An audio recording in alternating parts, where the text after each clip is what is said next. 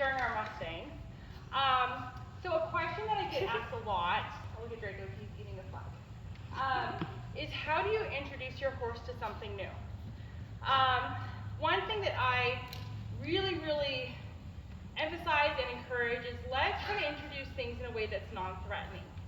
So, what do we know about horses in general? Like something new, something scary, what are they going to do? Flee, right? Yeah.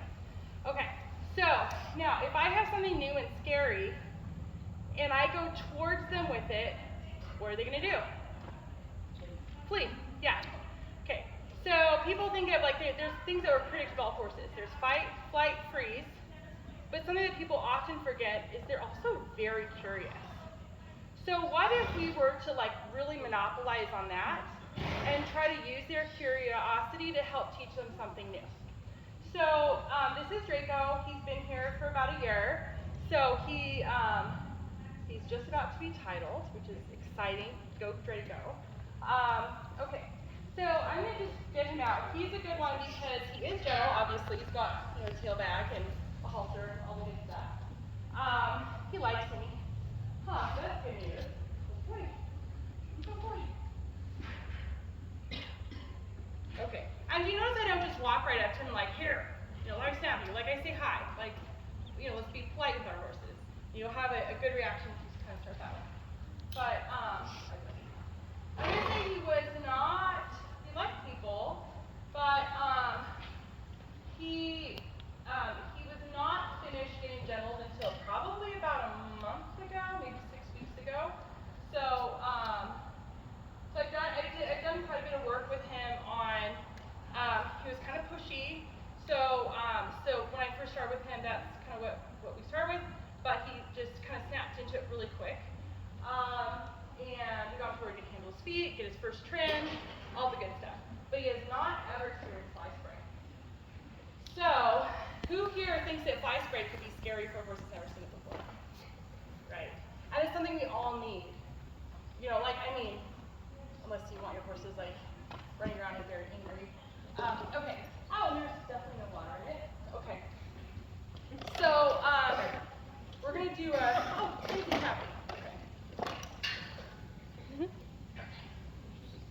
So what I do is when I'm teaching fly spray, hi, you're a good boy.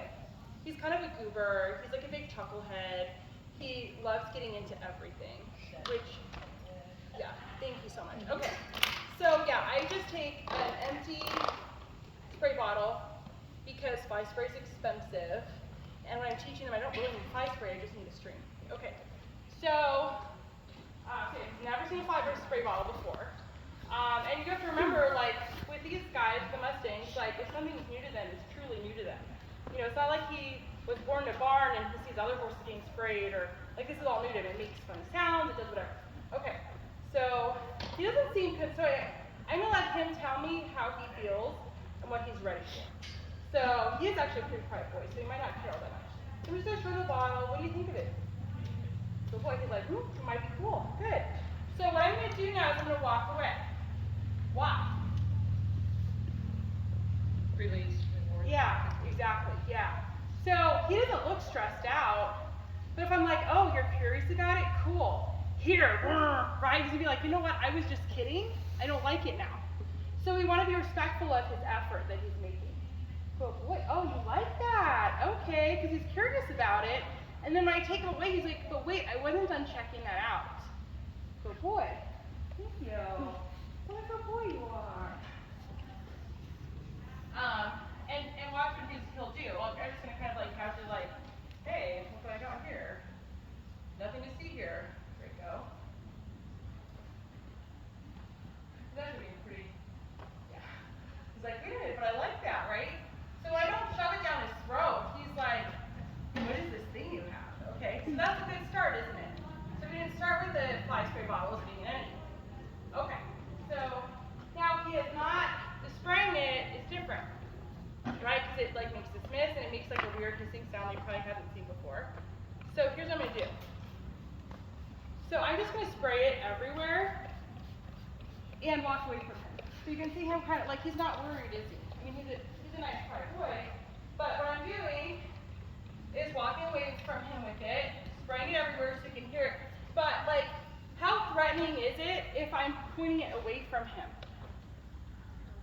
Not at all, right? How threatening is it if I just, hey Draco, I know you've never seen this before, but, right, how's it gonna feel? Get away from me now, right? That's a fair response. Like, I have to think, when I'm handling my horses, am I presenting things in a way that's fair? I don't think it'd be fair to just walk up to him and start spraying him. So I'm gonna show it to him first. Good boy. So I'll try again. He did really good, he's not at all concerned. Good boy. Really good, thank you, Draco. Okay. Now I might get a slightly different response, good boy, if I actually spray him with it. So I want to be prepared for that. It's part of kind of setting him up for success. So what I'm going to do when I spray him is probably stand to the side, because what do I know? What I know is that he might try to like kind of wiggle and jump around, and I want to put myself in a position so if he wiggles and jumps around, he can't just like get away from it. Because if so, the learning happens. I know there's definitely folks here who've heard me say this before. The learning happens when? In the release. Yeah. So if he gets a release by wiggling away, then what did he learn the answer is? Wiggling away. Right? So I want to set myself up so that I'm the one to, he'll get a release when he just gives me a try. So, good boy. So what I'm going to do here, I'm going to stand here, and, good boy, I'm going to stand to the side of him, and I'm going to kind of try, good boy, you want to check it out? Good. I'm going to try and spray maybe like his shoulder, because I know that if he wiggles around, I can keep him moving in a circle, and but I can keep the contact on it, because I don't want to give him a release until he like gives me a try. Good boy. Good boy. Okay.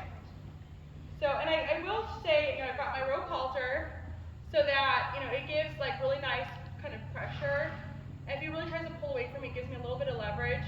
I also have my cotton line, so if he did get scared and pull away, it's not going to burn my hands. Good boy. So I'm going to go ahead and kind of maybe spray around the ground, because I haven't really sprayed in his direction yet, have I? So we'll do that a couple times. We'll give him a chance. All right. Good boy.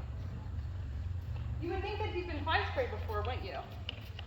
But I think it's just all in how you introduce things. I mean, how many horses have you come across that like wig out when they see fly spray? Like, I mean, I feel like there's probably quite a few.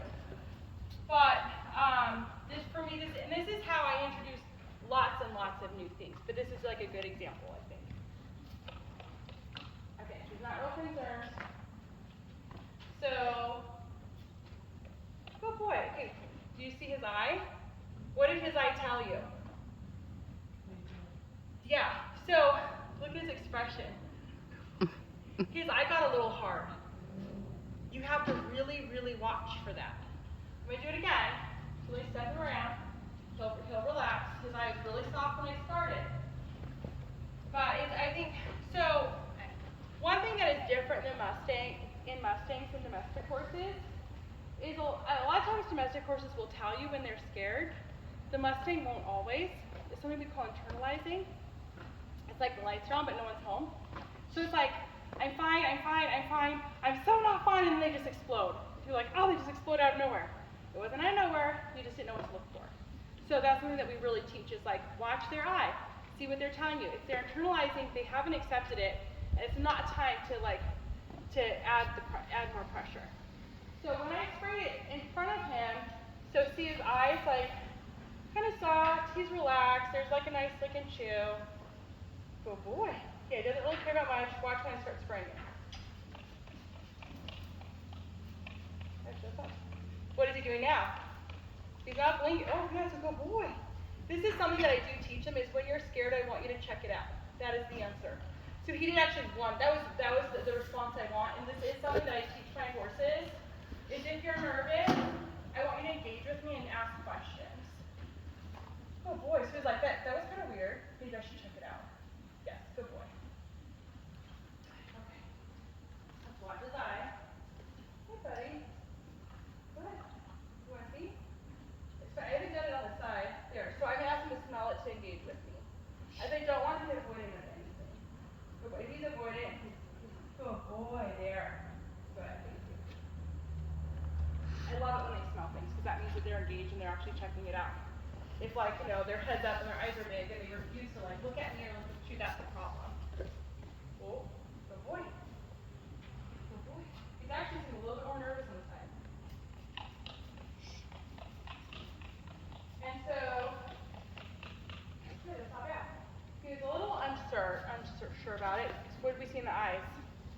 Sides were like little, like, ooh, okay.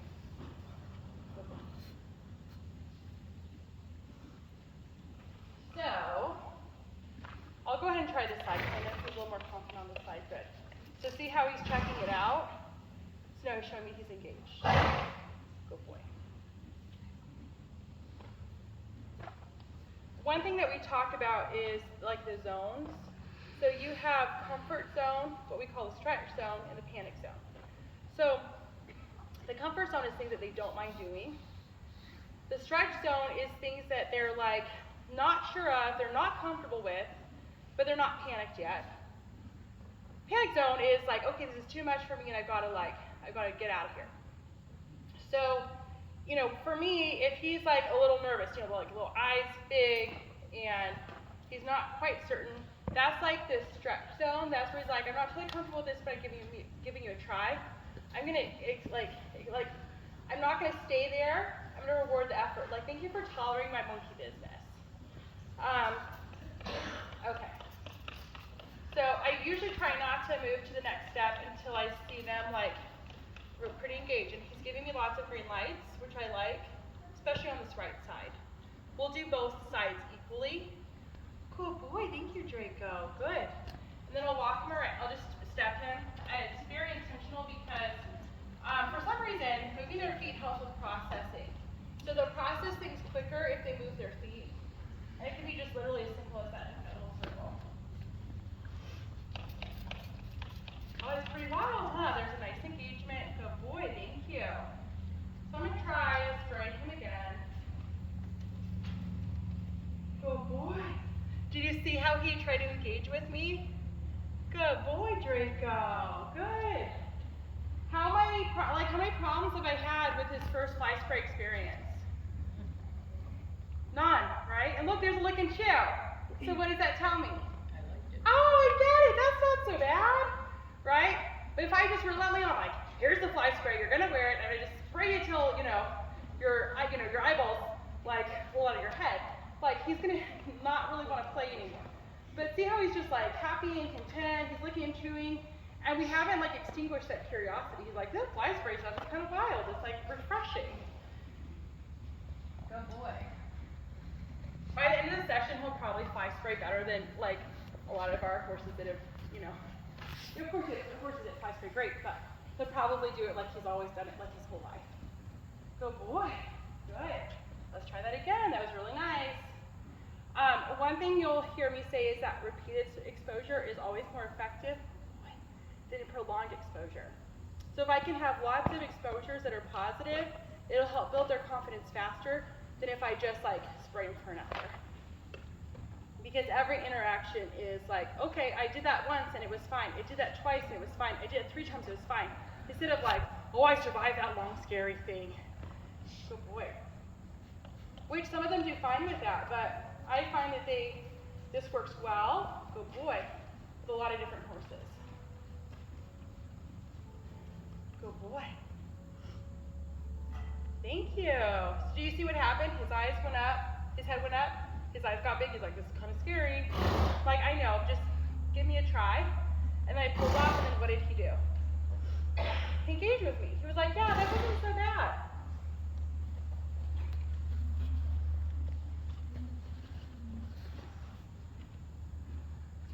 We had a horse that boarded here. Poor guy, man. I think one day I grabbed out the fly spray to get him done. Poor horse went flying to the back of his stall. He's so quiet. And he was flying to the back of his stall and was literally shaking. And I was like, dude, like, how does, like, someone did, like, you have a learned fear of the fly spray. Like, how much better, like, would you feel if someone had just given you a chance? Because it's not necessary, to kind of go out there like that. Good boy. Good boy.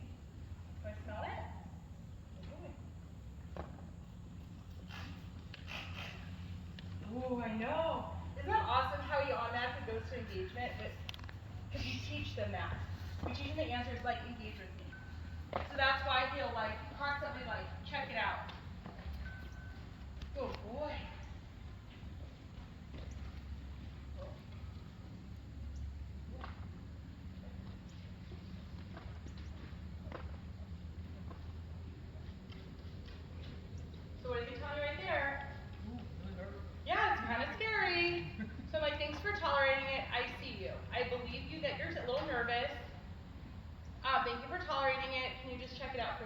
like, oh yeah, that's fine, thanks, lady. And then I got a good looking chick. If he was nervous, and I'm like, oh, get over it, and I just started spraying him everywhere, how do you think he would have responded?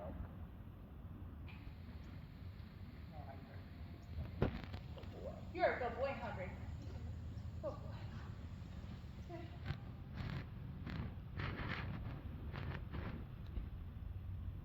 So I'm moving it down his body. I'm not going to assume that just because he tolerates here, they're going to tolerate it here. And that is part of, like, I think a Mustang thing. Is like all horses are different, but a lot of Mustangs you have to gentle like every piece of their body. And so we want to, like, I guess, respect that. But you saw, like, he was fine with it there, and then when I got further back, he, like, kind of lifted his head. Good boy. Sometimes teaching new things can kind of be like watching paint dry, and that's literally what I want, right? If it's, oh, good boy, that's scary, huh? Good boy. So see, here I got a little bit more of a reaction from him. Like, he's a little further back, and he just wasn't as certain. But he wasn't fully gentled until about a month ago, and he wasn't, I would say he was only probably fully gentled, up until a month ago, he was probably only gentled like maybe half, like, most of the way down his back. Like, from the middle of his back, he wasn't gentled, like, the rest of the way. So, oh boy. So it's, oh, I know, I was nervous. Now, see how I got nervous for a second? What did I do? I went with him, right? Why? I went with him, not at him. What's that? I'm not going to reward it. Right. Because if he gets nervous and I was like, oh, I'm sorry, then what does he learn? Like, you just got a release for getting scared. So I'm like, no, you're fine. Just tolerate it for a second. I mean, I do know that this right side is a little, or this left side is a little harder for him. Good boy. Good boy. I know you're kind of scared. Good boy. But see him engage with me? Okay. Good boy. So this is just basically what I would do, like, oh, good boy. This wasn't a stressful session for him, was it? But that's really, that's like kind of what we want is to just have these like new experiences, non-threatening for them. And this is really how I would introduce like a lot of new things, whether it be a brush, whether it be, handling, using ropes around their hind end, whether it be, I don't know, there's a gazillion things we introduce to them. So, does anyone have any questions about like what I was doing or any thoughts on it? All right, good. Well, thank you for checking it out. But we do a lot of gentling demos, but since we've done so many this year, I thought it might be nice to like touch on something that we get a lot of questions about. So, but yeah, I think you did a good job. I can always come back and build on that.